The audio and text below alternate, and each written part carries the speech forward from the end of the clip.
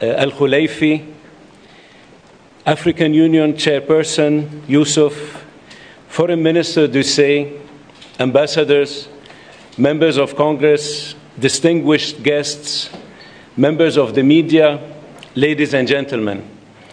Thank you for joining for the historic signing of a comprehensive peace agreement between the Democratic Republic of the Congo and the Republic of Rwanda.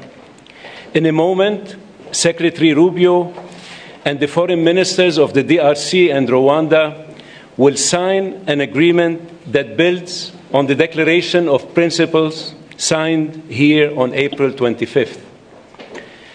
With their signatures, the peace agreement will enter into force, bringing an end to a 30-year conflict and setting both countries and their people on a path towards peace and prosperity. This would not be possible without the leadership and vision of President Trump. He has made peace a priority of his administration, and we have taken up his call to find a peaceful resolution to this conflict.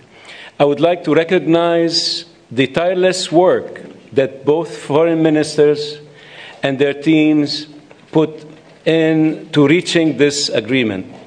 I would also like to recognize the partnership from the government of Qatar, who is driving towards a parallel agreement between the government of the DRC and the M23 armed group.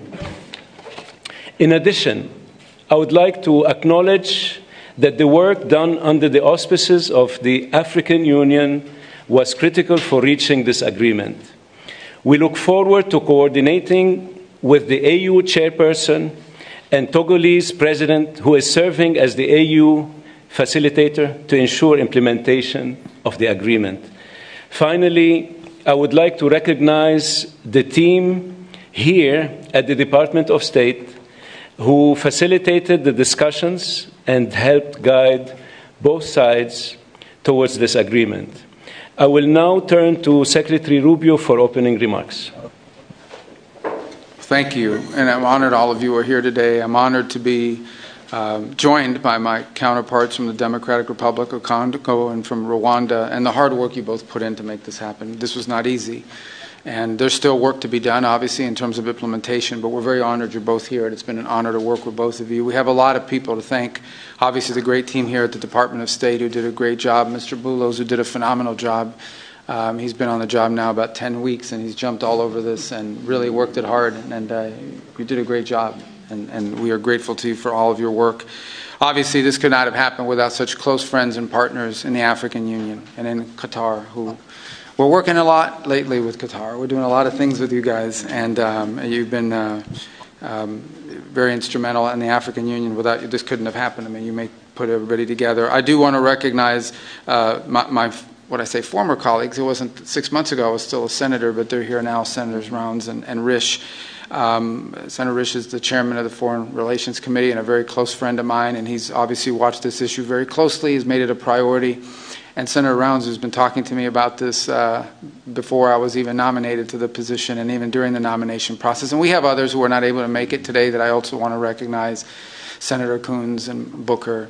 There's been a lot of interest in this, and we're grateful to all of them. They were invited, but I guess you know, there's stuff going on in the Senate, as you know. And but we're grateful that both of you are here, and it's instrumental. This is you know, an important moment after 30 years of war.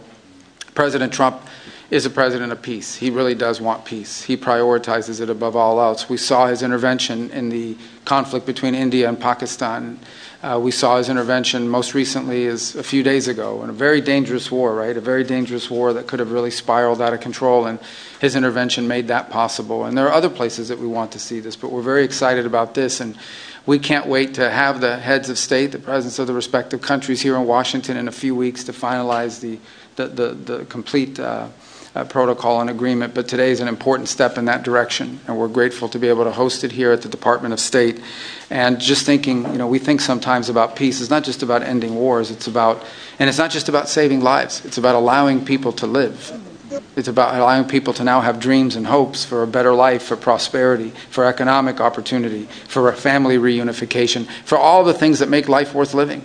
Those things become impossible when there's war and when there's conflict. So we're grateful to have played the role we've played. We acknowledge and recognize there's still more work to be done. But we thank you all very much for being a part of this historic and important day. This is really why I wanted this job, or why I embraced this job so much, is moments like this. This is, in essence, the Department of State is really the Department of Peace.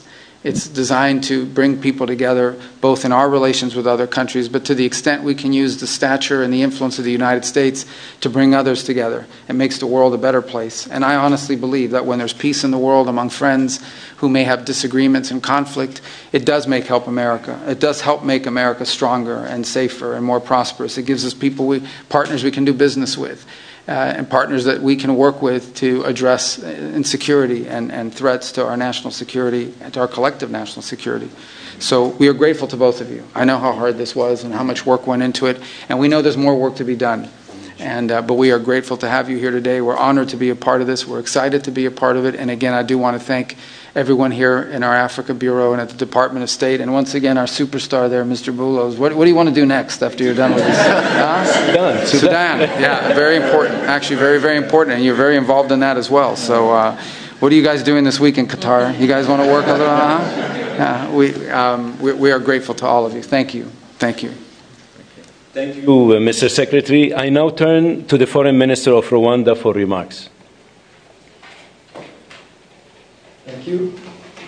Secretary of State Marco Rubio, Minister Thérèse Kaikwamba-Wagner, the Chairperson of the African Union Commission, Mahmoud Yusuf, Minister of State Mohamed Ali Koulaifi of Qatar, my colleague, Minister of Foreign Affairs of Togo, Robert Dussey, Senators, dear colleagues, good afternoon. Let me begin by expressing our sincere appreciation to President Donald Trump for his personal engagement in facilitating this historic agreement.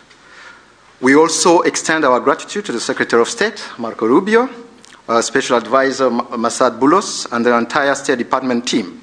Your dedication has been indispensable. This agreement is the product of months of coordinated efforts by multiple actors. It is very important to note that the State of Qatar has played an absolutely central role. Indeed, the opening, which led to today's agreement, began in Doha. We will lend our full support in the weeks ahead to Qatar's mediation efforts, led by Minister of State Mohamed Al Koulaifi, to secure a peace agreement between the DRC government and the AFC M23. This process is already well underway. Today's agreement also builds on the African-led peace initiatives, which are ably led by the African Union facilitator, President Faure Gnassingbé of Togo. The heart of this peace agreement is the decision to establish a standing joint security coordination mechanism between DRC and Rwanda. The first order of business is to begin implementing of the concept of operations for the neutralization of the FDLR, to be accompanied by a lifting of Rwanda's defensive measures. This is grounded in the commitment made here for an irreversible and verifiable end to state support for FDLR and associated militias. That is the bedrock of peace and security in our region. FDLR is no ordinary militia. It is the remnant of the forces which committed the genocide against the Tutsi in 1994, in which 1 million people were killed. With this agreement, we also committed to facilitate the return of refugees in our respective territories with the support of the UNHCR. Creating the conditions for the safe and dignified return of refugees is vital to achieve lasting peace. We also took to enhance economic cooperation, including with American companies and investors. Shared growth and cross-border cooperation will unlock tangible dividends for both our countries. We must acknowledge that there is a great deal of uncertainty in our region and beyond, because many previous agreements have not been implemented, and there is no doubt that the road ahead will not be easy. But with the continued support of the United States and other partners, we believe that a turning point has been reached. Rwanda stands ready to work with the DRC to deliver on our joint commitments. To conclude, allow me to once again express Rwanda's appreciation to all who have contributed to this milestone. Thank you.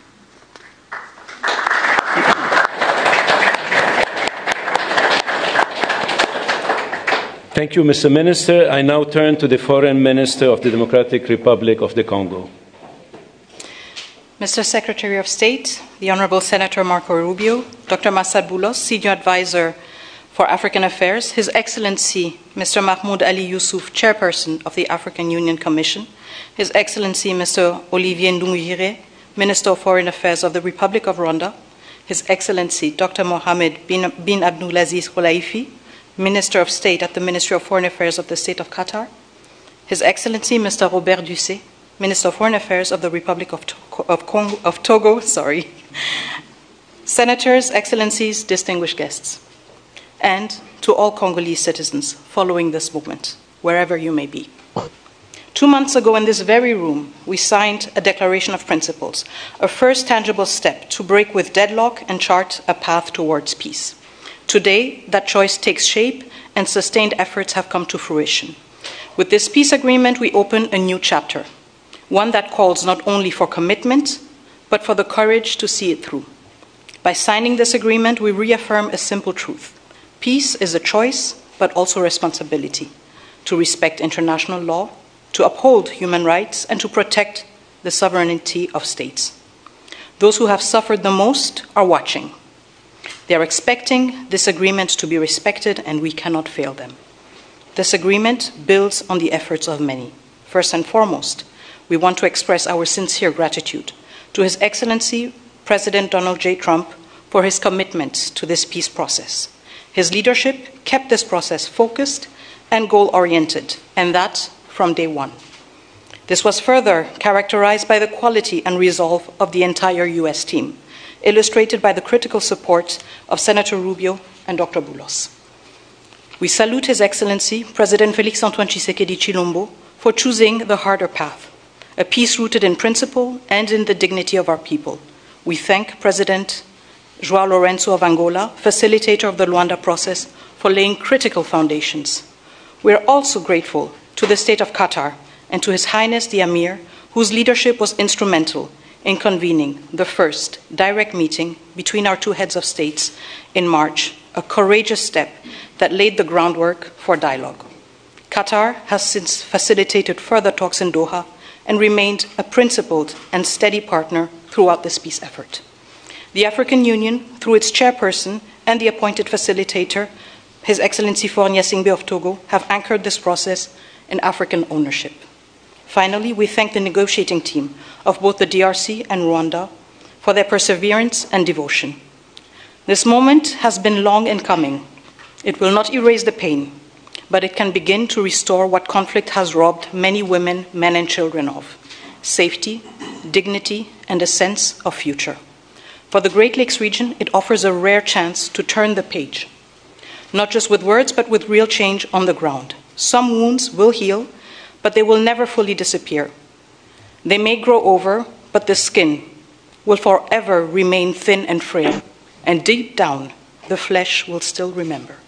At times, we will feel numb, and at others, we will feel a sudden pang that will remind us of what was lost forever. The scars we carry on our bodies and in our souls will remind us of what must never be forgotten, repeated, or accepted. A few days ago in Kinshasa, a coalition of women's organizations shared a clear message with me. Nous ne voulons pas d'une paix d'élite. Nous voulons une paix réelle, vécue, partagée et construite avec nous. We do not want a peace shaped by elites. We want a peace that is real, lived, shared, and built with us. To our fellow citizens in the East, this agreement was signed with you in mind.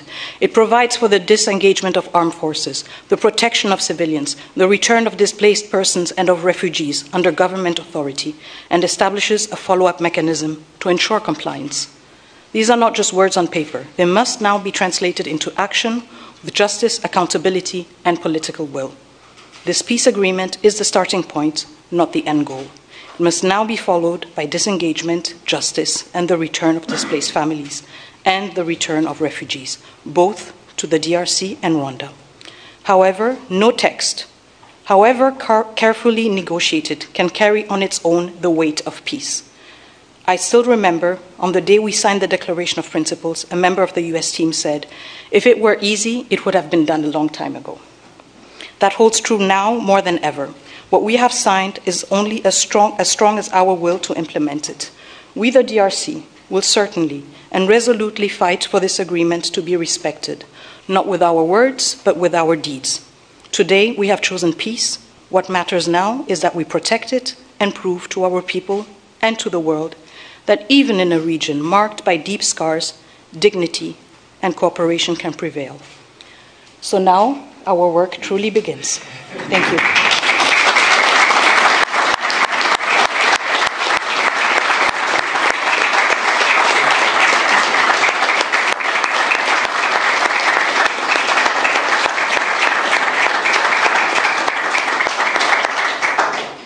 Thank you, Madam Minister. It's now my honor to invite the parties to sign the peace agreement to be witnessed by Secretary Rubio.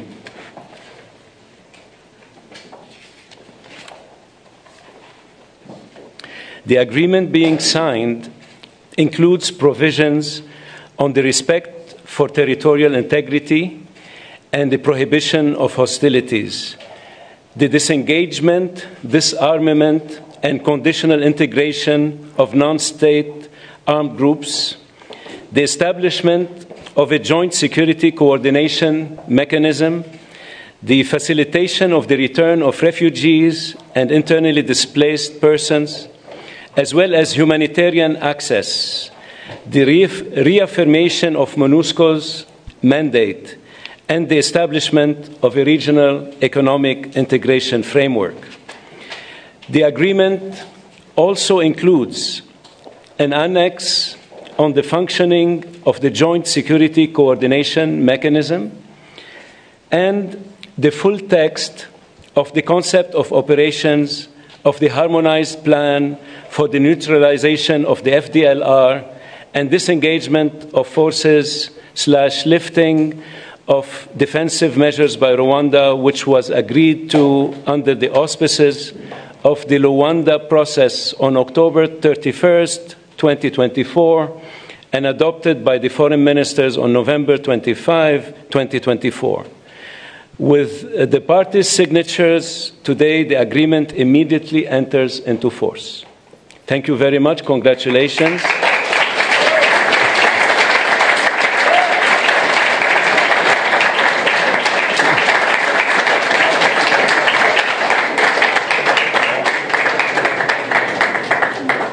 This concludes the proceedings.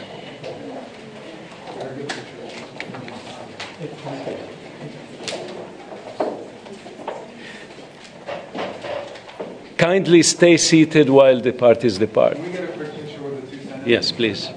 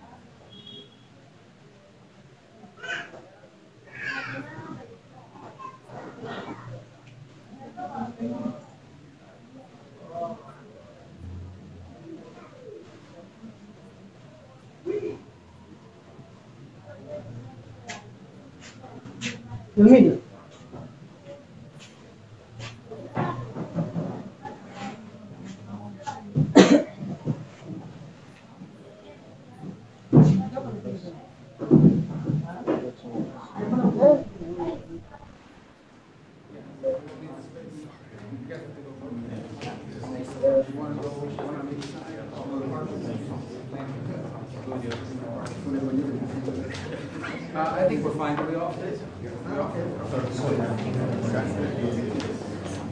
On me, sir. 1, 2, 3. Thank you. Thank you.